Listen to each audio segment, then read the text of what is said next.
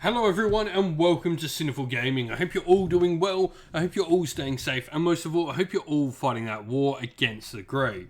Today's video we're going to start collecting Warhammer Age of Sigmar, and today we're going to take a look at the Ossiarch Bonereapers Vanguard box set and talk a little bit about how we can start an Ossiarch Bonereapers force using this box set.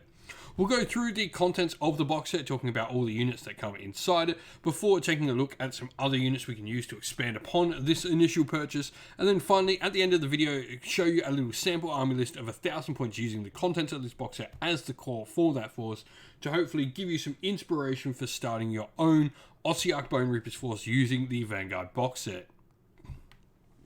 And so, to begin with, first of all, we get the character in the box set, and the character we get in here is the Mortison Soul Reaper. Now, this is a Mortison Wizard, so it's a 1 cast and 1 unbind, 5 wounds, 4 up safe, and you also do have 3 attacks, 3s and 3s, Ren 2, damage 2 in combat. What's cool as well is if this model ever is fighting against a unit that has 5 or more models, you can choose to increase its attacks by 2, so turning it up to 5 attacks against such a unit. You've also got the Soul Blast spell, which is a casting value of 6 and a range of 12 inch. It's successfully cast at the start of any one phase. Before your next hero phase, you can pick an enemy unit within range and visible to the caster. That unit will suffer D3 mortal wounds. However, if that unit's within 3 inches of the caster, it will suffer 3 mortal wounds instead of D3. So effectively a better version of Arcane Bolt, which is pretty cool. Now, joining this model, we then have Mortec Guard, which are the baseline battle line unit, our infantry core for the army.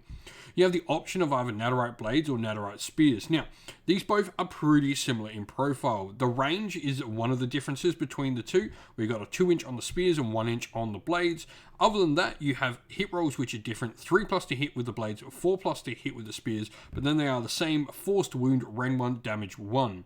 Now, the big difference here is you do have a rule with Ossiarch Bonereapers for your Netherite weapons, where you get exploding 6s to hit. This means every time you roll a 6 to hit, you'll generate 2 hits instead of 1. Generally, if you're playing with smaller units, your Netherite Blades will be more useful, and as you go to larger units, the Spears will become more useful, because you're almost always just generally trying to get more hits in here. 6s will always be the better way to go. Now, you can also take for 1 in every 10 models a Soul Cleaver Greatblade. This model will have 2 attacks, 3s and 4s, Ren 1, damage 2. On top of this as well, you have the command ability, which can be used by your Mortarch Hekatos in the unit on its own unit, and this will allow the unit to ignore modifiers to its save rolls, both positive and negative. Joining them next, we have another battle line unit for the Ossiarch Bonereapers, which are the Kavalos Death Riders. They have Netherite Blades and Netherite Spears, very similar to the Mortec Guard we just talked about, though they have 3 attacks standard. They also have another 2 attacks each per model, which will be from the hooves and teeth of their mounts for 3s, 4s, no rent, damage 1.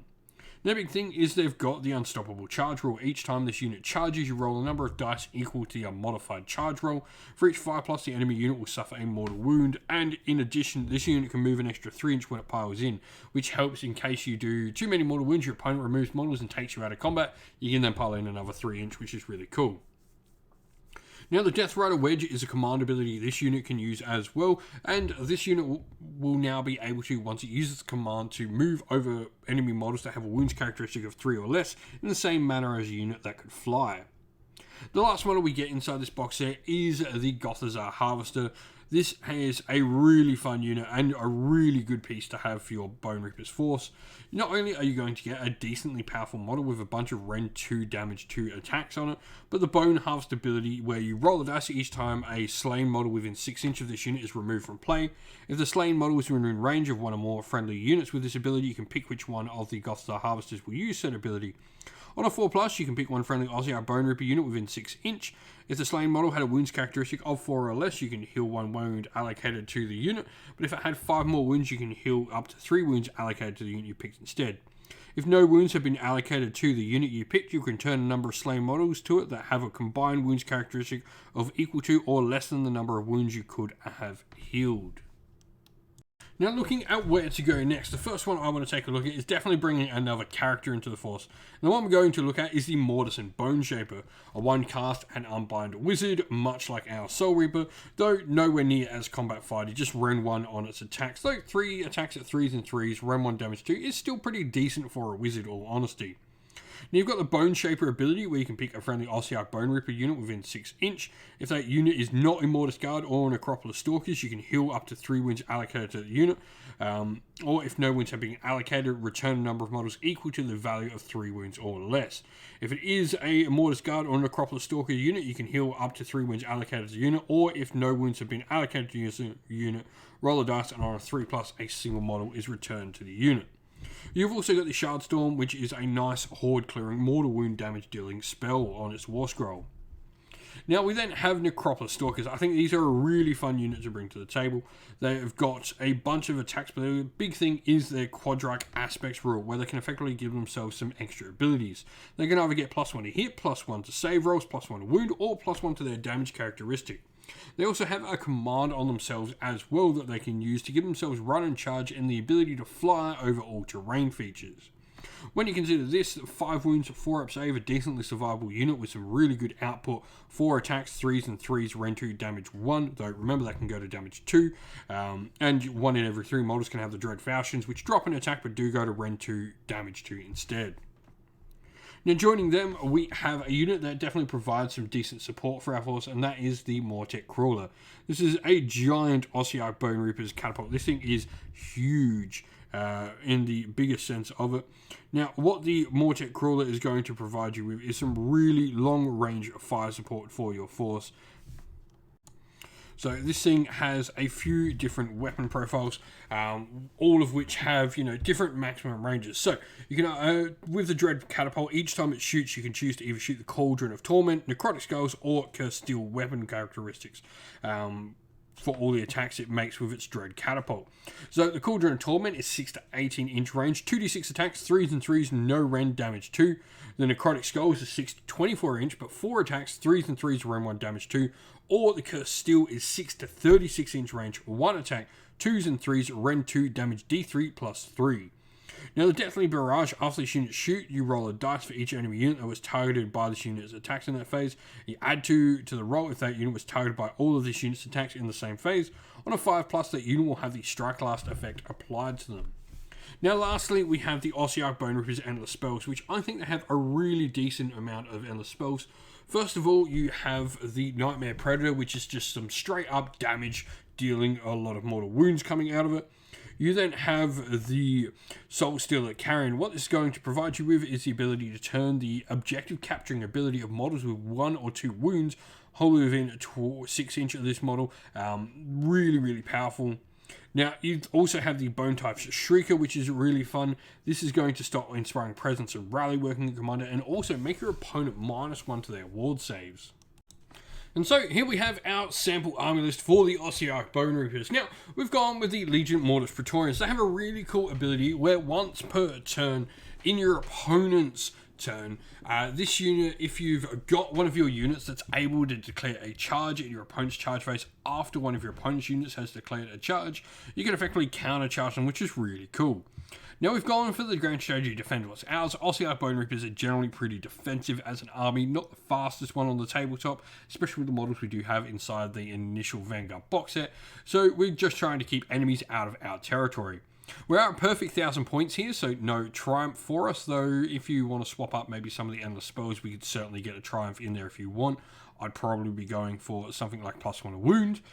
Mortis and Bone Shaper will be our general with the command trait Dark Acolyte. This is really fun because effectively the first time your model casts a spell each turn, if it successfully casts that spell is unstoppable. The artifact, the Artisan's Key, allows you to use the Bone Shaper ability twice, which is just really useful. Now, Lore of the Mortisans, we've got Empower Nadirite Weapons. This turns that Nadirite weapon ability we've talked about already to work on a 5+ rather than a 6+, giving us plenty of extra hits. And then we've got the aspect of the champion Stubborn as a Rhinox, making the model count as 10 models on objectives. The Mortis and Soul Reaper's just gone something basic. It's gone for Flaming Weapon. This means when it goes into a unit of 5 models or more, it'll have 5 attacks, 3s and 3s, Ren 2, damage 3, which can be really fun and, is a little bit more hitty than people are probably expecting it to be. Battle line wise, we've got 20 Mortek Guard in there with Nadirite Spears and Shields and 2 Soul Cleaver Great Blades, and our 5 Cavalos Death Riders will have Nadirite Blades. We then have the Gothazar Harvester, and joining them, we are then going to have the Nightmare Predator and Soulstealer carrying endless spells. Though, like I said, if you want the Bone-type Shrieker, which I do really like, you can certainly put that in, grab a Triumph, get yourself +1 to wound, use it on the Mortek Guard for a nice damage output turn from them. We are 1,000 points perfect, 55 wounds, 1 drop, because everything is wrapped up inside a battle regiment. If you've got any ideas for using this box set, let us know your thoughts about it down in the comments below. And so that is the end of the video. We hope you all enjoyed it. If you did, please don't forget to leave a like and subscribe to the channel. Also, drop us a comment down below letting us know what you thought about the video as well. If you'd like to come chat more with me and other members of our great little community here at Sinful Gaming, we have a Discord server, which is linked down in the video's description, and also linked in the video's description are the best ways to help support the channel. This can either be by grabbing some channel merch, by going to our Ko-fi store or our Teespring store, or by grabbing some dice from somewhere like the Baron of Dice, where we are sponsored by such a company, or you can go help directly support us by Patreon or YouTube members as well. All of those things are linked down in the video's description. As a special thank you to everyone who does support via Patreon and YouTube members, we'd like to give you all a shout out. So thank you to our Patreons, Christian Weir, Soren, Kenny Lowe, Alderon Shot First, Andrew Bowen, Cure Dynamic, JJ Austrian, Average Wargamer, Domir, Mark Harvey, James Cater, Benjamin Swallows, Red Martin, Iron Grinch, Colorblind Magic, Grimscold, and Andy C. And to our YouTube members, Green Roots Gaming, Ronya, Lockloric, The Johnny84, David Ellsworth, Wolfric Nick, Broken Chef, Ariana Edwards, Revenar, Pink Nico Fire, Robin Mankiller, Monty Stabletop Terrain, Davis Weir, James Tillman, Gargamel196, Disco, and John Castle. Lastly, a special thanks to Lady Witchfox Art, who does all the amazing channel artwork for us, and indeed to everyone who helps come on and do the battle reports, and indeed to everyone who helps keep our Discord server a fantastic place for hobbyists to come chat. With that all said, everyone, thank you all for watching. Once again, don't forget to like and subscribe, drop a comment down below. Stay safe, everyone, stay well, and most of all, keep fighting that war against the grey. Ciao for now.